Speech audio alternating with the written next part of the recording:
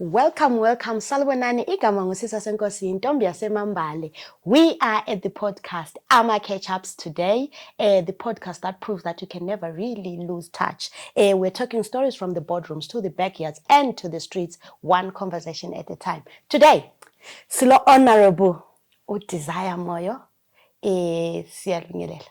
Hayi ngiyabonga kakhulu. Lathi sibonga ukuthi lisiphi isikhathi senu libe lapha lixoxisane lathi. Hayi thina sela isikhathi sesingesabani. Abo. Spoken like a true politician. Hayi isikhathi sesingesene. So ngathi mina ngiqalisa nje umbuzo wami oqala nje I think ngumbuzo ongibuza abantu abaningi ukuthi uDesire Honorable Desire Moyo ngubani maybe ngasipho kuyimbali inyana nje la usuke khona sizosofika lapha esikhona namhlanje. Mina sendle more than 40 years ukuthi I need 40 years ukuthi ngizichasise. Ayikuhle mina ngiDesire wakomoyo ngidabuka enkayi koSkhobokhobo. Ngazalelwe endlini kagogo. Ngizake ngibe sesibhedlela. Ngakhulela khona. Ngase ngisenza i-primary education yami yonke koBulawayo. Enkulumane. Ngasuka lapha ngaya eManama High eGwanda. Ngaya yenza khona secondary education yami yonke for 6 years. Ngasuka lapha ngaba le break ye 1 year sengi establish ama arts. And then the following year after uqeda form 6 ngase ngisiya ke eHillside Teachers College. Ngaba umqambisi ngasiyafundisa for 8 years eManama High School. Ngafika leSilonga leGaranyimba. Ngase ngifaka phansi amachoko ngase ngiqalisa ke ezama arts full time. Ngapha ngisebenza leze ezombusazwe. Ngoba ngathi ezombangazwe ngoba ngizange ngimbange ilizwe lomuntu. Ilizwe liyi1 sasikhulumisana ngezokubusa ilizwe. So nguDesire ngamafitshane. Imbali kaDesire imnandi iyahlabulisa shem. So ngingathi mina how did you transition from, because abantu abaningi sikwazi as a poet, as an artist, as a director of an arts group.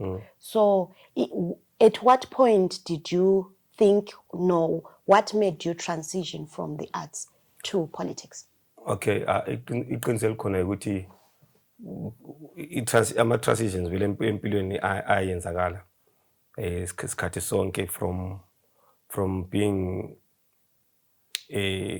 artist professionally ngaba ngiteacher ngisuka lapha ngabela ku arts full time, but arts manje ngase ngihamba sengisenza a community based organization that was using a creative advocacy for transformation ema communities. So that kind of art yayikhuluma kakhulu ngezinto zokubusa kwelizwe, ngegovernance, human rights, democracy, those kind of issues.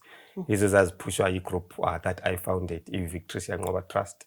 So siqoqa abantu, women, youth, abadala, talk of various issues eziba affectayo day-to-day lives, and zonke bezizero down to entweni zokubusa kwelizwe, how ilizwe libaphatha kanjani.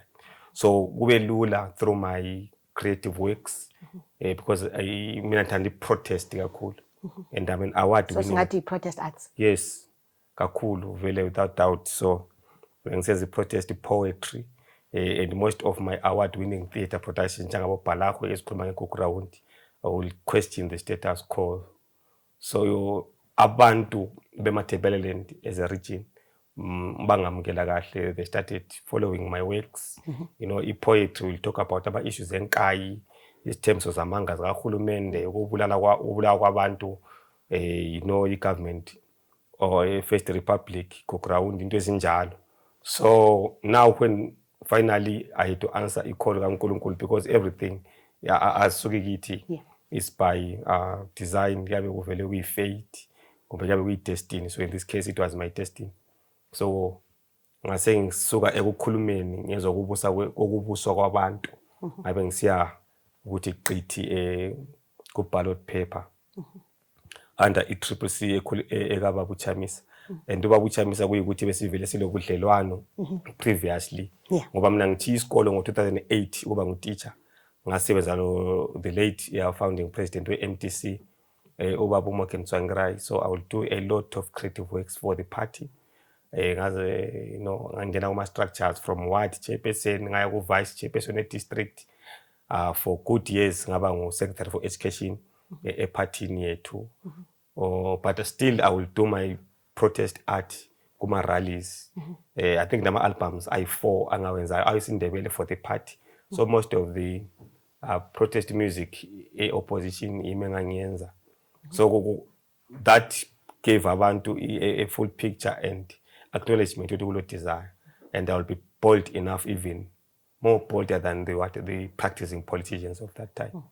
So ngithe zentoli thuba lami under ECCC ekhokhelwa ngumongameli ubaba uNelson Chamisa, abantu benkulumane njengomntana apho owakhulela khonapho usase Dark City kwaze kwaba manje, from Dabengwa, former MP baba uDabengwa, baba Gibson Sibanda, bonke they are late. Baba uThamsanqa Mahlangu is late, baba uKillen Sibanda from ZANU-PF, by election leyana kwasokubuya ubaba uSenator uCacaphula. So because I was chief election agent kaMahlangu ngo 2008 and 2013, so most of these things I think it was time ukuthi lami ngene khonapho.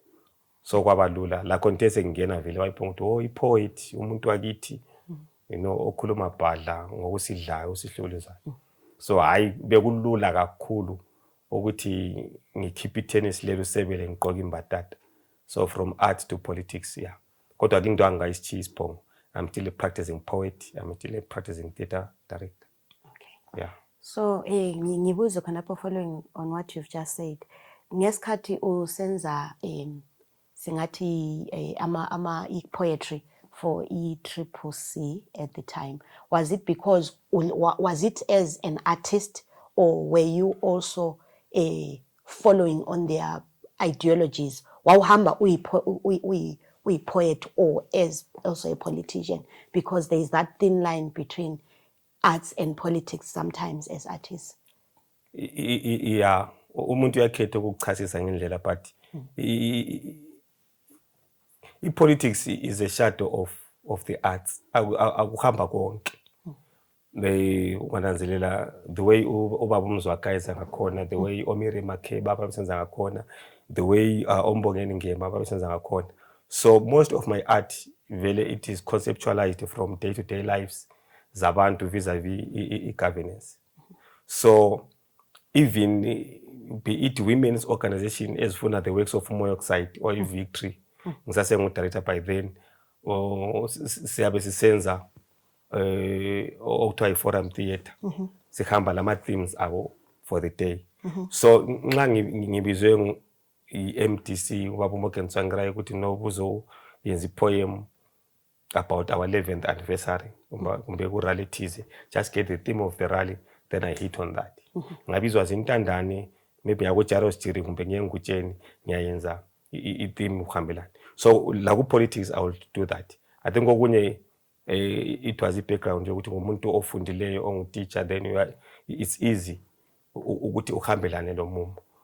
I don't expect ukuthi ngabizwe emchadweni. At one point siswakhe ngokomnye umchado eGwanda ngangenye ipoet eGwanda edumileyo emchadweni wabe performa ipoem ethi okufa kwaSambura Moses Moze Mashel, and then I know, but so as an artist ngami ngihambelana lo mumo. Yeah, so mina I will perform as Moyoxide, and because I was doing protest kwakufanana. Yabo. Okay. Yeah, but once I was emchadweni ngizayenza komchadweni. So I was a social commentator, a very political, for many reasons. We are talking policies and procedures and lezinto ezinganceda ama-artists within the sector yethu ama-arts. What are the initiatives that WENA or your board are doing to help them? Yeah, I think it's about parliamentary portfolio committee, maybe lamanye parliamentarians in the lower house, kanye lama arts associations around the country. I was talking about one-stop shop, ukuthi you are able nxa ubisa umuntu from phandle uqiye ubhadalwayo konke ku-one office, then ukuthi uyaqala ku-censorship board, ukade uHarare, ukade kuZimra uyele, ukade ku-National Arts for Clearance, bonke bona labo babe kucharge izimali. Uhambe ku foreign affairs uyethini. So ukuthi ngabe kuba le office eyi-1 where iphepha liba yi-1 and then you're able to bring in ama-foreign artists for partnerships and other shows khona lapha elizweni. So khonokho siyakukhankasela kakhulu. And then okunye is the issue to do with ama-rebates, ukuthi kube tax free, duty free, nxabantu bebisa impahla zabo, you know, ama-cameras, sound systems, equipment yama-arts, ukuthi ama-artists bekwanisa ukubisa impahla ngana for free, because impahla i-tax yethu i-charge yezimra emaborder is exorbitant for ama-artists, they can't afford. And even abanye babedonethelwa ama-friends abo from outside, uthola ukuthi yeso kumele bethathelwe bebhadale i-percentage ehlukuluzayo. So sizama ukuthi i-government ukunanzelele khonokhuyana. And then I know i-budget ledlulileyo uminister Honorable Mthuli Ncube ukhuluma ukuthi kuzaba le support and funding ezangena kakhulu ku-film industry this year. Okay. So according to that budget, I'm sure ama-artists, those who are into film, bazathola uncedo. And then okungidla kakhulu last budget last year 2023 December which is 2024 kule Arts Development Fund eyapaswayo yakhitshwa. So kwakuthiwa ama-artists azayi-accessa, but as of now nhlezi lapha angezwa ama-artists accepte ba-access, and unfortunately angikatholi report egcweleyo to say i-fund lana ihamba njani. But I know ukuthi government has set aside i-Arts Development Fund okumele ama-artists be-access, and kodwa izafika even kuma-artists at lower levels of our communities. So ngamathuba akhona that we need to push, that we need transparency and accountability and make sure the intended beneficiaries, who are the artists, they benefit. So ngesukhangeleleyo. And then above all, ama-policies, you know, ukuthi ama-artists ekwanisa ukusebenza kahle.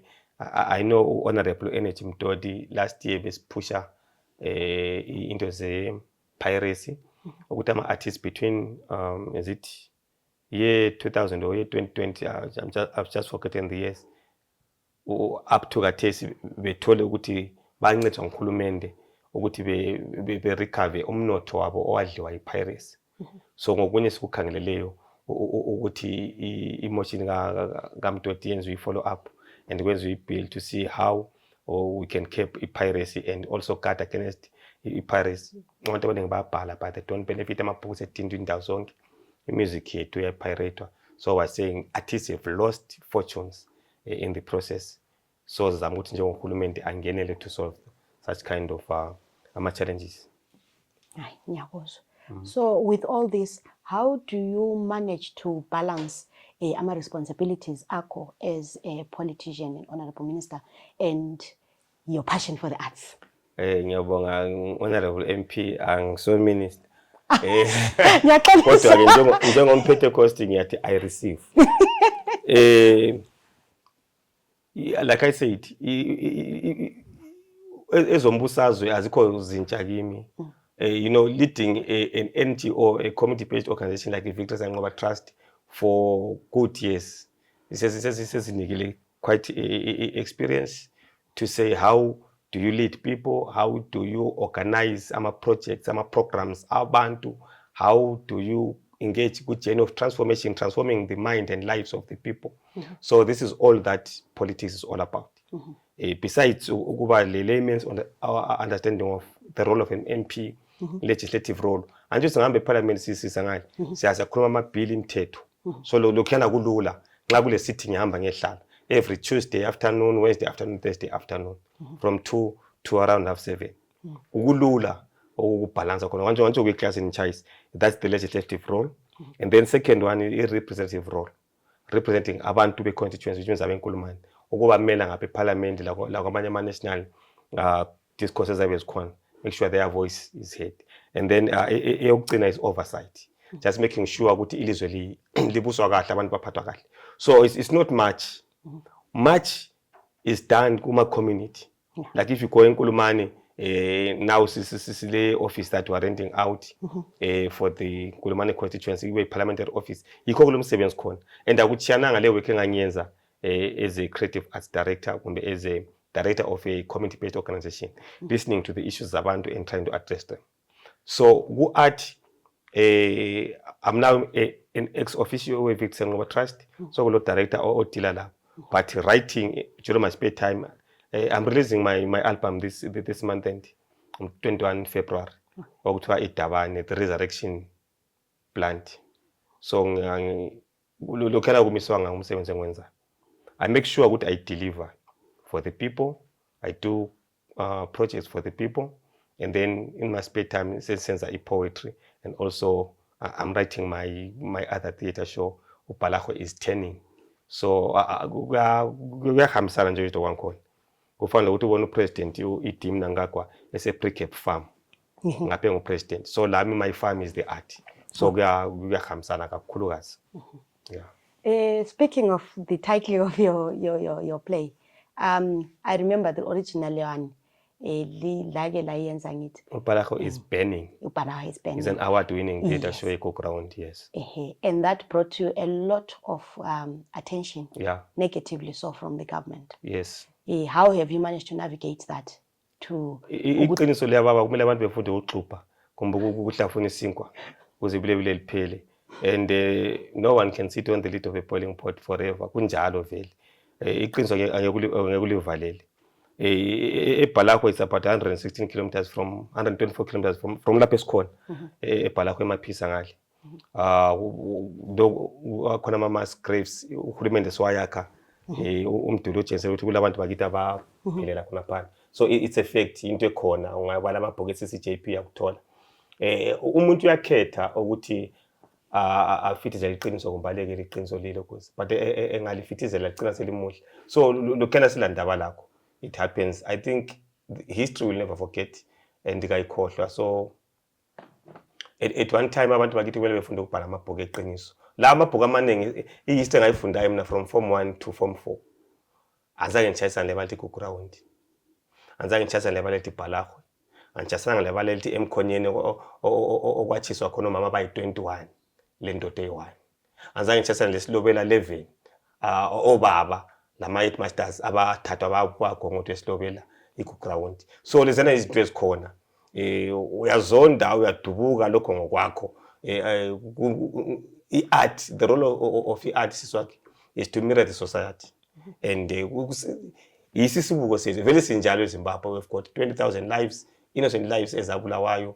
Ama-videos akhona, the former president ekhuluma, Innocent Kala bekhuluma ukuthi sizinsikizi bazasithubezela insikizi, a lot of things. That's why president of the Second Republic ubaba honorable His Excellency ubaba uMnangagwa esenza uhlelo lezinduna ukuthi bengene ebantwini ukukhulunywe ngeGugurawundi. My only challenge was when I raised this in parliament. Ukuthi ngathi ngibuza kwathiwa no, this is a project by the president. Asidebate la ngathi no, lo bengeka president asenzele a legislature and umthetho ozenza abantu abazakhuluma eCholocho kumbe eNkayi kosikhobo kumbe eBalakho eMatopo eKhezi bebekhululeke bebekwazi ukuthi abasikhuluma si protected because eParliament nxa siphakathi we are protected. Whatever we say in Parliament umthetho is protected, but abantu baphandle kwakuthiwa bekhulume but akula mthetho ama guidelines upho kuthiwa kukhuluma nini and they might not see the sunrise in the next morning after ukukhuluma. So uBalakho is burning was no controversy, but I'm happy that we did get an award from Bulawayo Arts Awards as the outstanding theater production. And this time Balakho is no longer burning, now it is turning. Ungazathiwa ubaba uyachilika emathuneni ukuthi uthi isidumele emasontweni. So this time abantu bezobona iqiniso but what happened eMkhonyeni eCholocho ya. Right, ngibuze ukuthi uthe kule project le yenziwa ngo honorable His Excellency uMnangagwa over the Gugurawundi issue.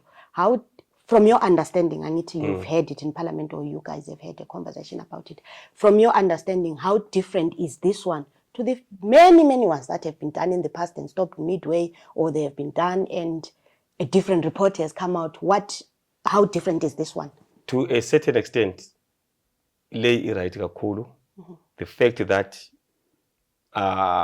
sokulama chiefs to preside over. Yiba bazahamba ebantwini izinduna beqoqa abantu ukuthi abantu abakhuluma. Angela problem lakho lokho. Angithi. But now I problem kuphele khona ukuthi umachaya abanye ngiyo ohambisa ukuthi khuluma nini ngiyo refu ngiyoza yenzani. So it has to be a reverse order. And abantu bekhulume bengafukwa ngulwana. It's unfortunate that the lion wants the impalas to tell the story. So how cruel and ruthless the lion was. So it's a challenge. Kumele ukuthi singabe kaqoqwa abantu abalesizotha abalesisindo. Mhlawumbe abezenkolo, from Christian backgrounds kumbe even izinduna. Ziqoqwe kuhle abantu kwenziwe a different arm but kungabi office of the president. Like I said, eParliament azivunyelwa ukukhuluma ngakho because mina ngamiswa ngikhuluma ngakho kwathiwa no lihlelo from the office of the president. So I think ngizama khonapha nje ukuthi hayi uhlelo lu different ekutheni it's the first time that the president says khuluma nini, and that's what prompted me ukuthi ngizenze uBhalahwa. Yabo but upresident khona khuluma nini kodwa kulabantu ngapha babe besithuzela induku emqubeni ukuthi once ukhuluma bakuchaya. That's why you say ukuthi abantu babe commenta bephikisa besiza ubuhlungu ngoBhalahwa. The play, imagine it's a play. What more umuntu sekhuluma live ukuthi mina ngayenziwa lokho because bakhona abantu abahlukuluzwayo, abantu abachiselwe ezindlini, it's still sad. So that's the only difference. Ukuthi now it's an open dialogue, it's an open debate. We just need umthetho to protect abantu who are going to be telling out these sad traumatic stories. Hayi ngiyakuzwa. Hayi lami I pray ukuthi that's how it's going to come out, and will probably it's a journey towards healing and a journey towards reconciliation. And I hope ukuthi the final stage of it is taking accountability and justice, restorative justice. Restorative justice. We want to heal as the well living as, and heal the dead as well. Finally laying it to peace. Yabo. iZimbabwe ibe one. Anje bona ukuthi icholocho isizizwe icholocho lelizwe. I think la misuke enkalathumba lizwe iplamtu la. It's because no solution has been done so far. So abantu sebefuna ucabanga uzimela. So I think better late than never. Ngabe kuyenzakala kathesi. Yabo. I raised an issue which ngicela ukuthi ngitsho. I raised an issue eParliament after SADC. Sathi sifika laphana eParliament. Anjo mina ndi artist, creatively and innovative sembona ukuthi no la. So kulezithombe ezithu ekambiyane ehanda lekabantu kasekhulu kaKofi eminyango eParliament uphahliwe so which is good babefunda iSADC, the whole of SADC ama countries bebona ubuhle beZimbabwe, but that is not the truest reflection of this country. Ilizwe leli ingoma sithi kwakuphusa umambo lomzilikazi. So ngase ngikhuluma ukuthi ngicela kufake ulo SK ngapha kumbiyane ehanda bebe yi2 usofaka lobani lo Bhengola ngompumzilikazi ngapha kubani kusekhulu kaKofi, and I'm happy ukuthi abantu abaningi from the other side of the country ba support, but uspeaker wathi no indaba esegudwini kuzalungisiswa. I hope that sivula ngoFebruary I'll bring that again to say indaba esegudwini ilungiswa nini. So we need to balance these things and heal our country ngeqiniso lonke. Kungabi incindambo phela ukuthi banga nompolisa ngoswazi ngikhotha ulutshu, no asifuni uswazi. Kumele i-cake of the country ishe ikhali. As of now kathesi kubuhlungu ukuthi ilizwe leli siphila amanga kuphela. Ngamanga wodwa ngiyabe ngikhangele ngibona lapha vele lapha sizasebenza sokhole sibile emakhaya without our voices being heard. Sorry, kunjalo. Hey, manje, this is very heavy because if the voices that speak of us are not being heard. Hayi angalu uyathuliswa, but we were saying it's a 5-year journey and we are hoping ukuthi one day uzaba kahle, and upresident yabesithi ukuthi ilizwe liyaphambili lakhiwa ngabanikazi balo, and abanikazi yithi but the country has to acknowledge ukuthi abanikazi yithi angikhona abanikazi ngabanye. We have a country, we don't have a nation. What's the difference? Ilizwe antsho lile map lilizwe state, but isizwe isesingekho. Isizwe ngabantu. Yakunanzelela. South Africa is a nation. Uyahamba uthola amavenda, uvula iTV amavenda azenzela kwabo omvango nampa uthi athole o70 land apana amabhunu. It's a nation.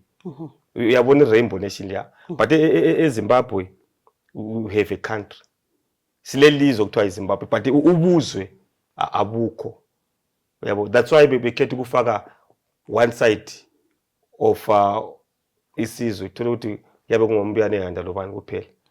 Those are little things. Abantu bakithi they were bitter ukuthi indaba ukhuma khona ukuthi sifuna amanzi lokudla, but ngathi no, these are the little things that matters. And my best friend uMadlela Sikhobo umfowethu esaqasa sonke into ze-arts from same class eManama High up to now sevenza sonke, uthi our country is my problems of this country, they are very spiritual. And I think as long as abaleleyo abafileyo bengathola ukuthula lapha sikhatshana kakhulu. Honorable, how do you engage with our local artists grassroots level, labanya sebe established, especially around Nkulumane? Do you have any collaborations, any initiatives to help our artists siqala ngayo constituency yakho? Okay, yeah, Nkulumane vele yi-heartbeat. Sinasikhula kwakuthiwa imakhokho kwathini kodwa ke I think Nkulumane is coming up this month, February 2025. On the 28th of February, sizaba le Eziko Theatre Laboratory. Eziko has always been there, and it had to leave just last year because sasizama ukumisa kahle into zakhona, and Nkulumane being a home of Eziko, sifuna uqala sense make sure ukuthi we put everything in place lokuthi lami ngiphume kahle kuma arts. So I'm happy ukuthi Victor Nqoba is bringing Eziko. Eziko is a home for directors, producers, artists, everyone involved in the arts. Doctors will showcase and have constructive criticism. And I remember most of the shows that travel the world I actually through Eziko. No, my shows about jazz, some shows EAS, some shows on Folosi. They passed through Eziko. And then even when they came back, Eziko will receive them and we get feedback of how it was out there. So this is what Nkulumane is going to be offering from this month throughout the year, every last Friday of the month. So it will bring activity back, Nkulumane Yama Arts, and give space and platforms for new works and new artists coming up. So we call it.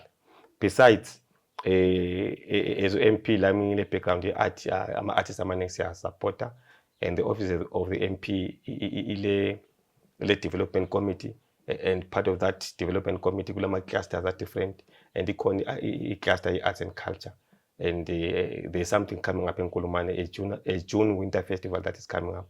So I unpack as we go on, because it's a collaboration of the office of the MP, ama artists ganye, lama leaders, ama residence leaders in Nkulumane, more than 50 of them. They are part of the conceptualization and the planning committee for the festival. So this is how Nkulumane is going to be assisting and also bringing up new ideas in the arts. Siyabonga kusakala kuningi okukhona kuzenza. Kuningi kakhulu. Ukupheka Eziko. Siyabonga. Siyabonga. Umbuzo wami olandelayo uthona, how do we bridge a gap between the younger generation of artists asebesukuma khathesi and the older generation yama artists, considering the environment esikiyo and that we've also come from? It's very simple.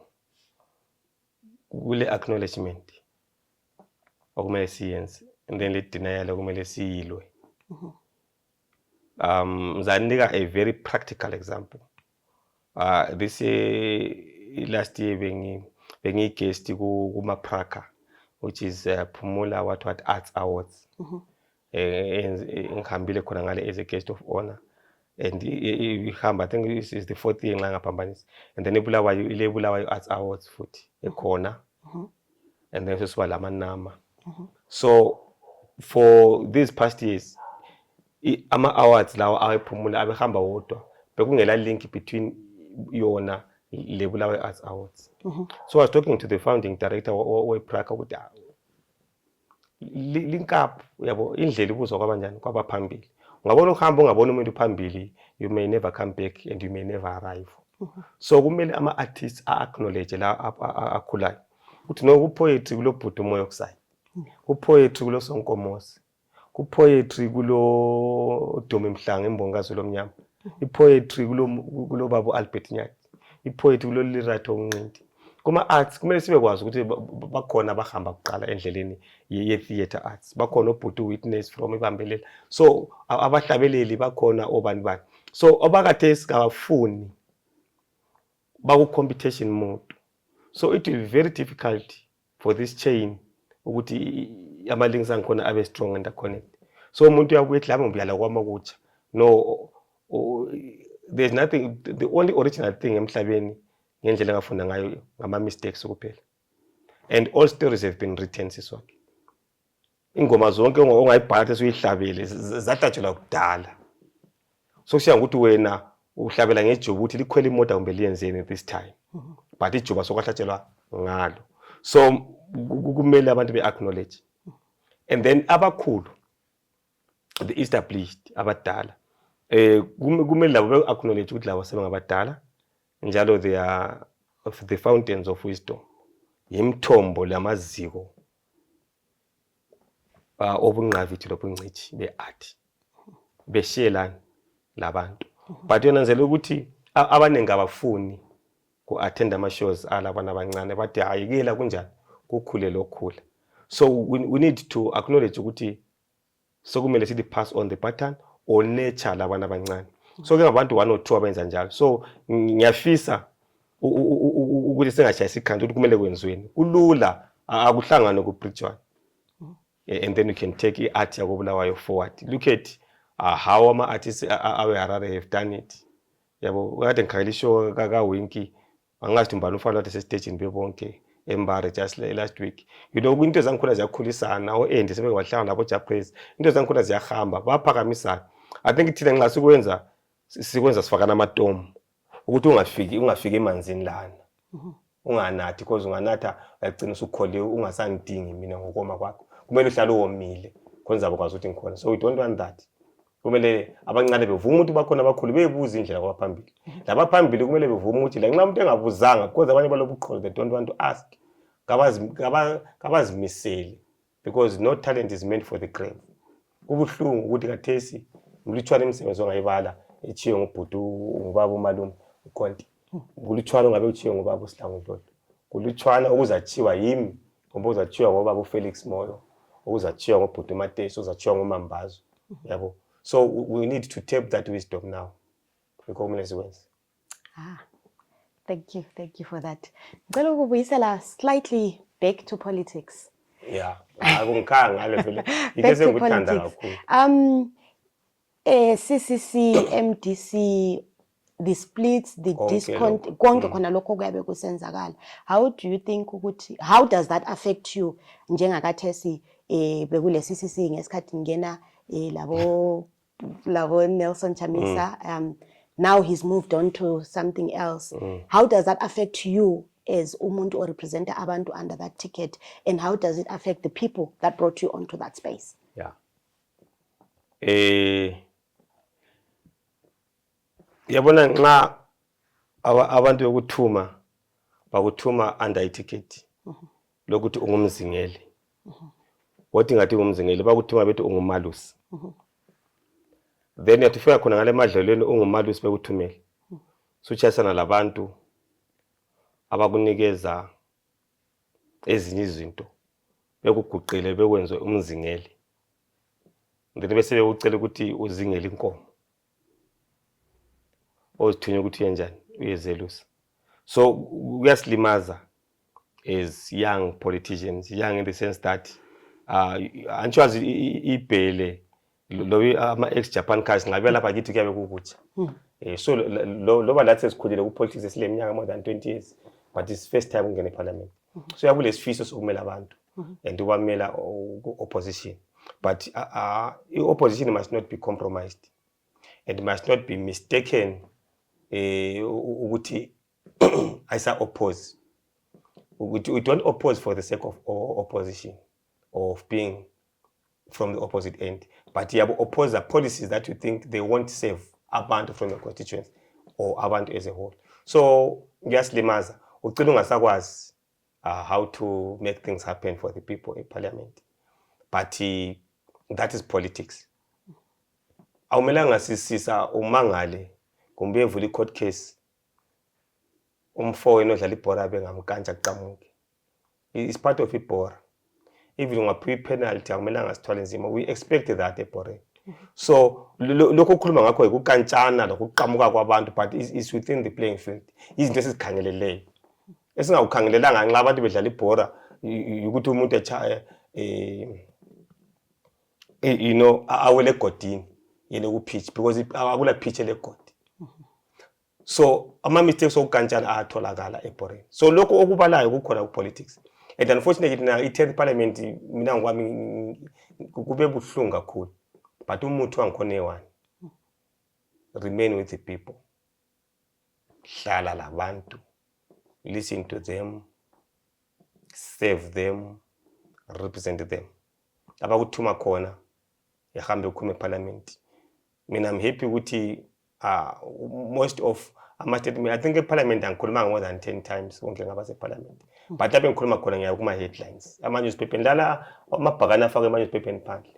It shows ukuthi nxa ukhuluma make sure ukhuluma into as a hitter, because parliament you don't just awuphonga ukukhuluma nje kwesukubona ku South Africa. Ayithina kule whipping system and uyabhalisa ukuthi namhla ngifuna ukukhuluma ngalokho. So uleader wenu of the house nguyochoya ukuthi namhla ukhuluma ekwazi ukuthi television lakho selikitchen kumbe sokulala, but well izinto ezenzakalayo, but I'm happy ukuthi so far so good sikhuluma when necessity compels, and it will be something that ekhuluma ngabantu bakithi. So kusistebhile in the sense moving in unison as an opposition, but ukumela abantu akumelanga sokukhona. So mina enkulumane ngikhona that's how it has affected me. And then abantu on the ground abantu beZimbabwe bafuna a different president, a new face, you know, onyunyu ngobunengi babo. So now that politics yethu wagcina upresident esegeza izandla ngemva kwemithani lezi sana ezayenzakalayo, abantu bagcina belahla ithemba, and abanye balahla ithemba bese bethi dazalana, abanye bafuthelana bebe lolunyulaka lokuthi yabona ipoverty cycle ya lolaka ukuthi ubaba uyabuye ethethiswa ngufolomane emsebenzini, afike umama ethi yambuza kwathi umama esithi endlile apha first born ithi mama lokho kwathi first born ithatha kuyi last born uthethisa last born ngaphaphani sasa nje iqhuma khahlela inja injena sithi thola mangoyi cebe sayuthi gondwane kuqina yabona. So kunjalo la ku politics so kuyalimaza labantu baba lolaka abantu, you know, they are bitter ukuthi baya umgodoyi wemuka umgwangi thambo lawo. So it becomes difficult. What can we expect from you coming to the next elections? Uma kusathi uthi uzabenzelana abantu bapromisani esize siyofika kuma elections kumbe yaza bawupha umnyaka, but umbuzo kumele kuyukuthi gadesi abantu ngizabenzelani during this term ngingakaqeda nje ithi term yaphela ngo-2028.